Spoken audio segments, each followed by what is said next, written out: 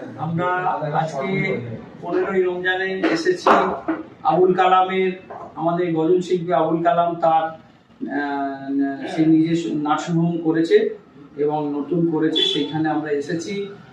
ইফতারের আয়োজন করেছে আর নার্সিংহোমের নাম এমআর নার্সিংহোম।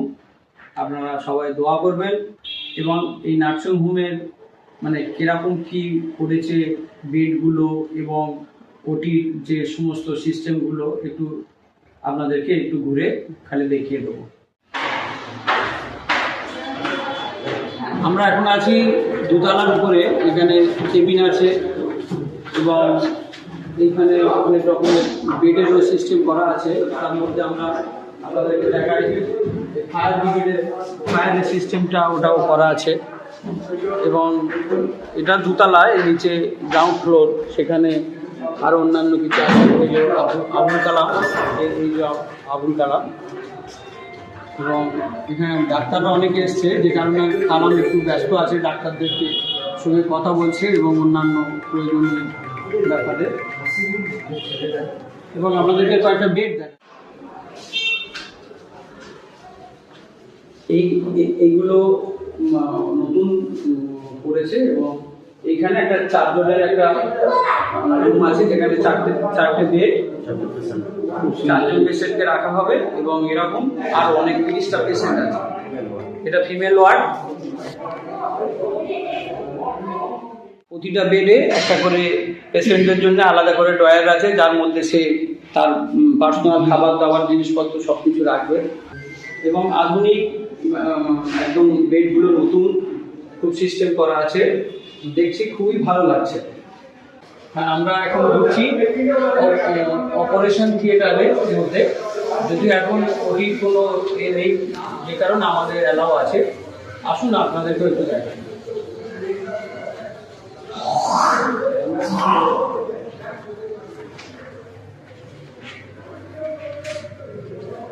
আমরা এখন উপস্থিত হলাম একটি ওটি বেডের কাছে, যে যাতে পেশেন্টদেরকে অপারেশন করা হয়। তবে যদিও এটা একদম নিট অ্যান্ড ক্লিন, যেহেতু নতুন ওপেনিং হয়েছে, যার কারণে সমস্ত জিনিসপত্র একদম নতুন ঝকঝকে এবং সমস্ত জিনিসপত্র সিস্টেমগুলো খুব উন্নত মানের এবং খুব সুন্দর সিস্টেম, হাই কোয়ালিটির সব কিছু। এবং এটা কালাম নিজেই, আবুল কালাম সে নিজেই এর কর্ণধার। যাই হোক, সবশেষে একদম আমরা ইফতারের যে পার্টি দিয়েছিল, ইফতারের অনুষ্ঠানে আমরা শরীক হয়েছিলাম সবাই। এখানে বহু শিল্পী, কবি, খায় সবাই উপস্থিত ছিল। আমাদের মধ্যে সবশেষের দিকে দেখা হলো আমাদের সবার প্রিয় আমাদের ইসালাম, এবং আমাদের মধ্যে উপস্থিত হলেন খুব মানে মৌলিক সুরের, আমি মনে করি খুব ভালো সুরের ট্যালেন্ট আছে আমাদের কবি সাইদ সাহেব, এবং এনাকে তো চেনেন, ইনি হলেন আমাদের খুব ভাইরাল কবি মুজিবুল ইসলাম। আমাদের খুব ছোটবেলার এবং খুব কাছের বন্ধু, আমরা সবসময় ছোট থেকেই ছিলাম এক জায়গায়। এবং উপস্থিত আছেন আমাদের কবি সামাদুল সাহেব, যার একটি লেখা আমার এখন খুব ভাইরাল আছে, নারী তোমার কণ্ঠের আওয়াজ। এবং উপস্থিত আছেন, একে তো চেনে না বাংলার ভাইরাল শিল্পী এবং ভাইরাল শিল্পী অক্সিজেন। আসসালামু আলাইকুম। তো অনেকক্ষণ থেকেই ব্লগ চলছে, আমি শেষ মুহূর্তে এলাম। তো আমাদের সব বিখ্যাত সব মানুষ, এনাদের কোনো পরিচয় দেওয়ার দরকার নেই।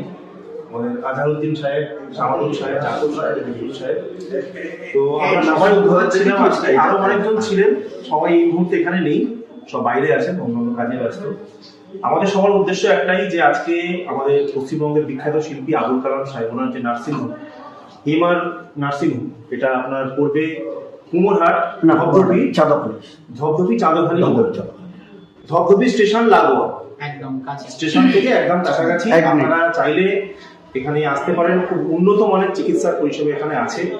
কলকাতার বড় বড় হসপিটালের সঙ্গে যুক্ত যে সমস্ত ডাক্তার সাহেবরা, ওনারা এখানে যুক্ত আছেন এই নার্সিংহোমের সঙ্গে, এবং ট্রিটমেন্ট ব্যবস্থা যথেষ্ট উন্নত। মানে আমরা আসলাম, সব চারিদিক দেখছিলাম, যে সমস্ত এখানে মেশিনারি গুলো আনা হয়েছে অনেক এগুলো খুব উন্নত মানের। খুব উন্নত। মানে পরিষেবা High মানে quality। খুব হাই কোয়ালিটি হবে। মানে কালাম ভাই আমাদের ওনার মধ্যে পরিকল্পনাটা ছিল যে খুব ভালো পরিষেবাটা দেবে। মানে অনেক নার্সিং হোম হয়, অনেকে একটু বিজনেস পারপাসে করতে চায়, কিন্তু কালাম ভাইয়ের উদ্দেশ্যটা একটু অন্যরকম লাগছে দেখে যে উনি ভালো পরিষেবা দিতে চাইছেন। তো আপনারা অবশ্যই আসবেন এখানে, অবশ্যই পরিষেবা নেওয়ার জন্য আসবেন, অবশ্যই আশা করি উপকৃত হবেন খুব ভালোভাবে। সকলকে আন্তরিক শুভেচ্ছা ভালোবাসা জানাই এবং সকলে ভালো থাকুন, আমাদের জন্য দোয়া করবেন। আসসালামু আলাইকুম। ওয়ালাইকুম আসসালাম।